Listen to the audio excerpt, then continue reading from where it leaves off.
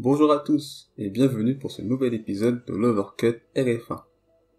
Alors tout d'abord, je souhaitais vous remercier au sujet du dernier début de qualification du Grand Prix d'Imola, puisqu'on a sur YouTube dépassé les 450 vues. Donc je voulais vraiment remercier du fond du cœur toutes les personnes qui ont regardé cette vidéo, les personnes qui sont abonnées suite à cette vidéo, les personnes qui l'ont également liké et toutes les personnes qui ont aussi répondu en commentaire. Voilà, encore merci. Dans cet épisode, nous allons donc débriefer ce Grand Prix d'Imola qui était un Grand Prix très intéressant et passionnant à suivre, notamment marqué par l'arrivée de la pluie juste avant la course, ce qui a totalement tout chamboulé. Pour ces deux premiers Grands Prix de la saison, qui sont donc le Grand Prix de Bahreïn et d'Imola, nous avons eu deux Grands Prix très intéressants, mais qui ont été intéressants dans des registres très différents. Puisqu'autant pour le Grand Prix de Bahreïn, on avait eu une bataille pour la victoire qui avait duré quasiment du début à la fin, autant pour cette deuxième course, c'est plus les conditions climatiques qui ont conduit à rendre ce Grand Prix très animé et intéressant à suivre. On peut donc séparer ce Grand Prix en deux temps, dont le point qui sépare ces deux parties est donc le drapeau rouge à la suite de l'accident entre Valtteri Bottas et George Russell. En effet, puisque la première partie de la course avant ce drapeau rouge a été très animée, il y a eu pas mal d'actions du fait que la piste était très humide et prenait pas mal de temps à sécher. Tandis que la deuxième partie de ce Grand Prix a été bien plus calme, ou du moins plus calme que la première, puisque la piste était devenue sèche, et qu'il est difficile de dépasser sur cette piste. Nous allons donc pour ce débrief évoquer mes tops et mes flops de ce Grand Prix d'Imola. Par la suite j'évoquerai donc les mids, les pilotes qui ne sont ni des tops ni des flops, mais dont j'ai envie de parler. Et enfin nous reviendrons bien sûr sur l'élément marquant de ce Grand Prix, donc le crash, le gros accident entre Valtteri Bottas et George Russell, pour voir finalement la faute à qui, mais également avoir une analyse plus globale, prendre plus de hauteur, plus de recul, en prenant en compte également le contexte qu'il y a entre ces deux hommes, notamment depuis le Grand Prix de Sakir, la perspective également de 2022 pour Mercedes, et également tout ce qui s'est passé suite à ce crash, les réactions des deux pilotes, ce qu'a dit Toto Wolff notamment, qui est peu commun en Formule 1, notamment ces dernières années. Et tout ça, on va voir ça dans l'overbrief.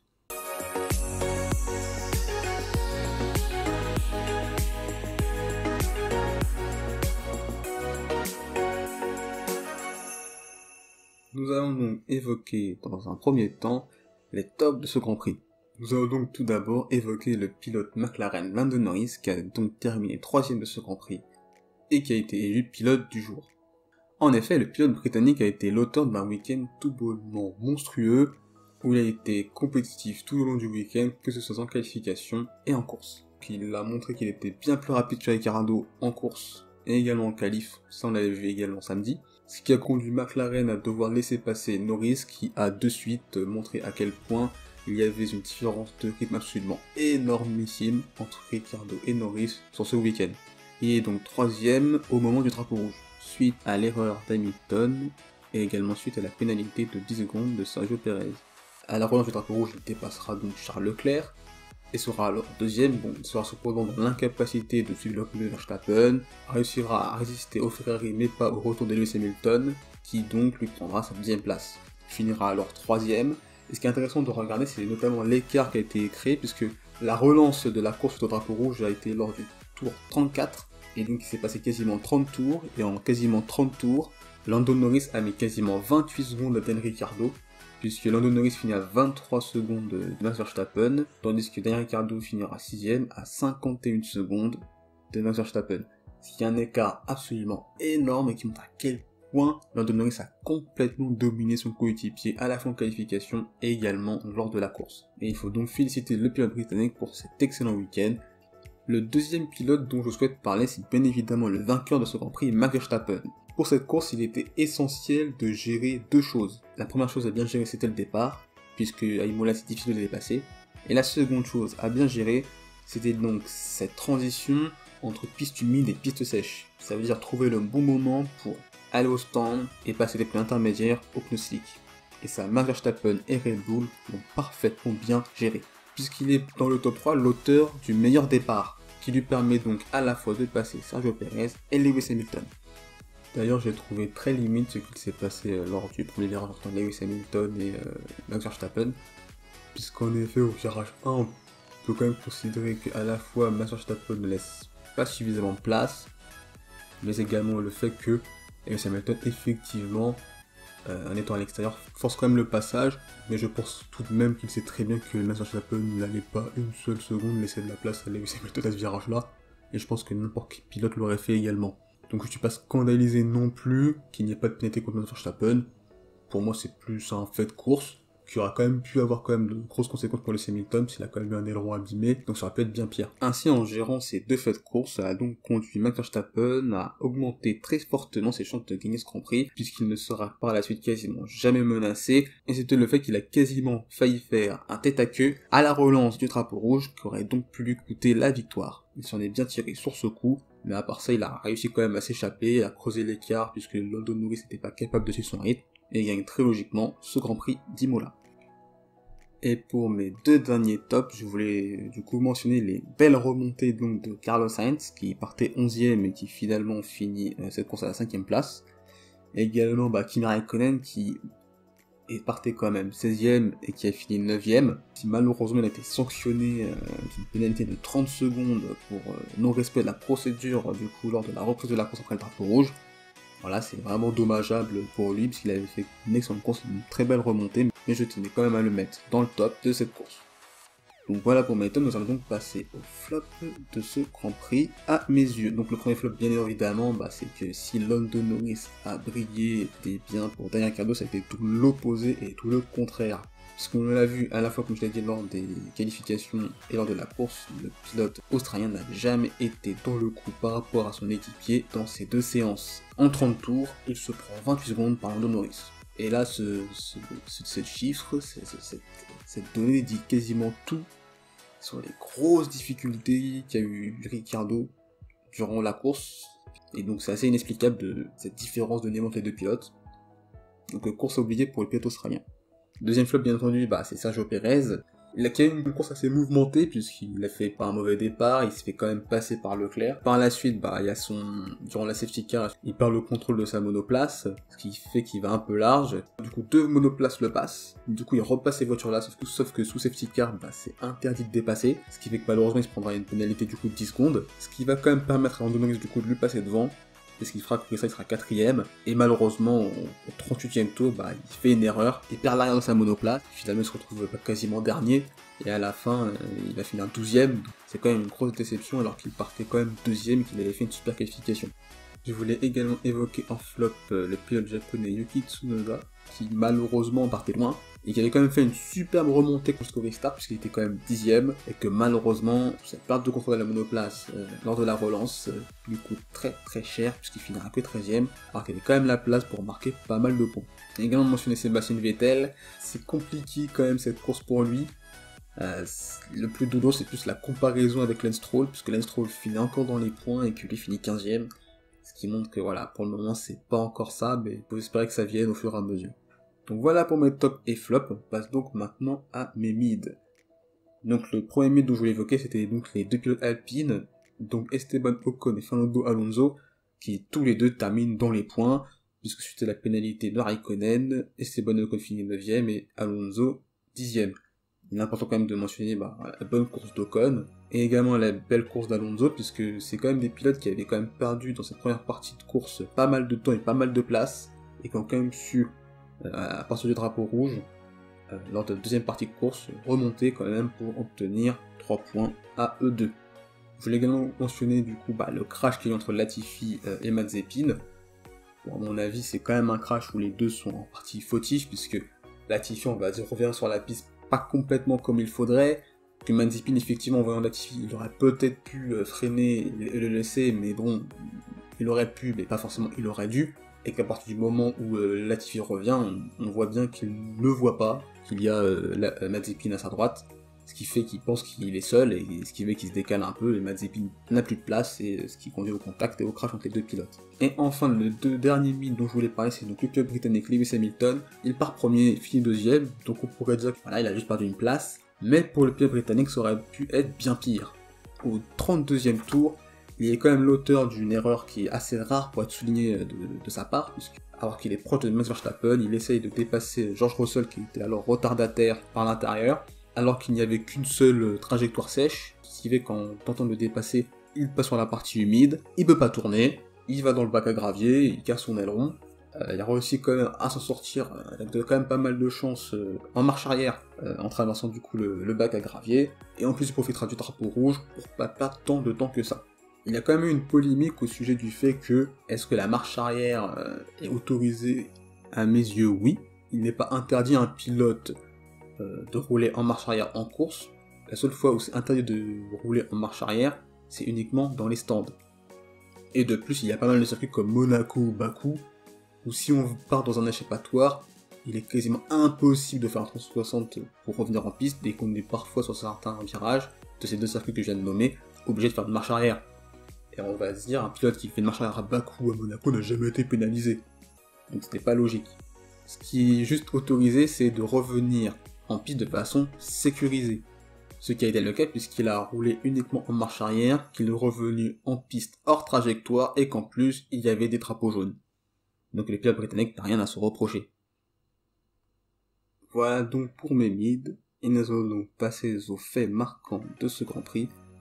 L'accident entre George Russell et Valtteri Bottas pour voir qui est le fautif de ce crash, et également ce que ce crash et tout ce qui a suivi traduit de la situation actuelle entre ces deux pilotes et pour Mercedes.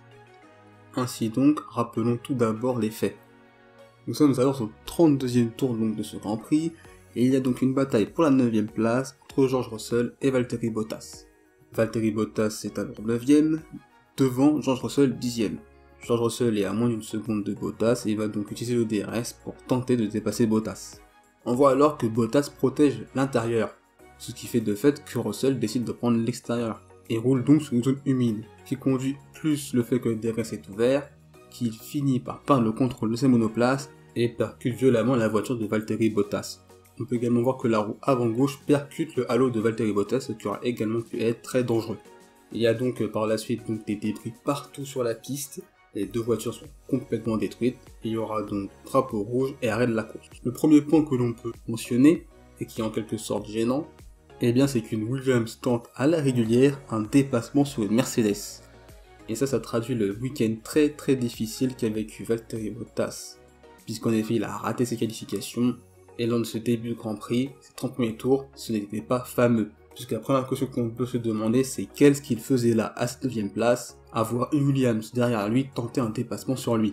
Il faut également rajouter le fait qu'il s'est pris un tour par Verstappen, et que si Hamilton n'avait pas fait cette erreur en tentant de dépasser Russell, Hamilton lui aurait également pris un tour, ce qui montrait à quel point la course de Valtteri Bottas était désastreuse. On peut donc se demander la faute à qui. Pour moi, on ne peut pas considérer que l'un des deux est 100% responsable de l'accrochage. C'est un ensemble d'actions et de choses qui ont conduit à cet horrible accident. Concernant tout d'abord George Russell, en ayant vu à plusieurs reprises l'accident à vitesse réelle en ralenti, j'estime à mon avis qu'il se décale un peu trop sur la droite, et qu'il y avait donc de la place pour plus d'une voiture. On peut également mentionner le fait qu'il n'y avait qu'une seule trajectoire sèche, car en effet lui-même a pu le voir lorsque Hamilton avait tenté de le dépasser pour lui prendre un tour, et bien Hamilton n'a pas réussi à tourner et aller directement sur le bac à gravier. Et donc il aurait pu, en ayant vu Hamilton sortir de piste, avoir la conscience qu'en tentant ce dépassement-là, c'était prendre un certain risque du fait qu'il n'avait qu'une seule trajectoire sèche. Et concernant Bottas, ce que l'on peut voir, c'est qu'il protège assez tôt l'intérieur, et que tout au long de la ligne droite, il va donc suivre cette trajectoire sèche. Si la piste avait été complètement sèche et qu'il n'avait aucune zone humide, qu'il avait agi comme si Russell n'était pas là et que Russell n'allait rien tenter. Alors que Russell va pourtant bien plus vite que lui avec un énorme différentiel de vitesse. Mais cependant, comme je viens de l'expliquer, la piste est séchante. Il y a donc des zones humides et une seule trajectoire sèche, que Bottas suit tout au long de la ligne droite. Ainsi, en voulant suivre cette trajectoire sèche, au début de la ligne droite, il passe sur la partie intérieure de la piste, à se retrouver milieu de piste, au moment où Russell le percute. Il se retrouve au milieu de piste car il suit cette trajectoire sèche comme vient de le dire. Et il ne peut pas se décaler plus à gauche, car sinon il serait dans la partie humide, et il pourrait, comme Hamilton, perdre le contrôle de sa monoplace, et pourquoi pas même percuter Russell. Donc à mon sens, c'est quand même un accident de course, on ne peut pas considérer que Russell mettrait une pénalité ou que Bottas en mettrait une, mais à mes yeux, cet accident traduit plutôt une question qui serait plus importante, c'est la question de l'autorisation du DRS dans ce type de conditions. Autrement dit, est-ce que dans des pistes séchantes où il n'y aurait qu'une seule trajectoire, est-ce que l'on peut autoriser l'utilisation du DRS, sachant qu'il peut conduire ce genre de situation-là, où finalement, avec un tel différentiel de vitesse, le pilote de derrière va forcément tenter une manœuvre qui est très risquée du fait qu'il n'y a qu'une seule trajectoire sèche et des zones humides autour. À mes yeux, les réactions à la suite de ce crash traduisent l'environnement qu'il y a chez Mercedes, mais également ce climat qu'il y a entre Valtteri Bottas et George Russell, qui à mes yeux n'est pas très sain. Puisqu'en effet, on a pu déjà voir tout d'abord le majeur de Valtteri Bottas, également Russell qui avait l'air quand même assez véhément envers Bottas. Les deux pilotes avaient l'air quand même très en colère et s'invectivaient quand même pas mal. Et ça a également continué dans les interviews. Puisque George Russell a quand même déclaré à la suite de la course, je lui ai demandé s'il essayait de nous tuer. Avant d'ajouter, forcément, j'étais très en colère et frustré à son encontre. Je me battais pour la 9ème place, mais pour lui, la 9ème place, ce n'est rien du tout. C'est quasiment insignifiant. Il a réalisé une manœuvre que l'on fait si l'on se bat pour la victoire au dernier tour de la course. On en vient à se demander pourquoi il fait ça pour la 9ème place. Peut-être que si ça avait été un autre pilote que moi, il ne l'aurait pas fait. On peut également rajouter le fait que George Russell avait également tweeté par rapport à cet accident-là, et qui montre à quel point le pilote Williams a très mal pris ce qui s'est passé lors de cet accident. Mais on a également pu une réaction de Toto Wolff, qui a quand même rajouté « Valtteri a connu 30 mauvais premiers tours, et il n'aurait pas dû se trouver là. Mais George n'aurait jamais dû se lancer dans cette manœuvre, sachant que le circuit était en train de sécher. Ça veut dire prendre des risques, et haute voiture devant lui était Mercedes. Dans toute progression d'un pilote, et pour un jeune, il ne faut jamais perdre ce point de vue global. Alors oui, j'imagine qu'il a beaucoup à apprendre. Il faut voir qu'il y a une Mercedes, et que c'est mouillé, que ça comporte un certain risque de doubler. Et les chances sont contre lui une fois que ça sèche. Maintenant, je ne veux pas qu'il cherche à nous prouver quoi que ce soit. Car si je peux dire une chose alors que je connais Valtteri depuis 5 ans, c'est que lui n'essaye pas de prouver quoi que ce soit. Concernant les propos de Toto Wolff, on va dire que je suis en partie d'accord.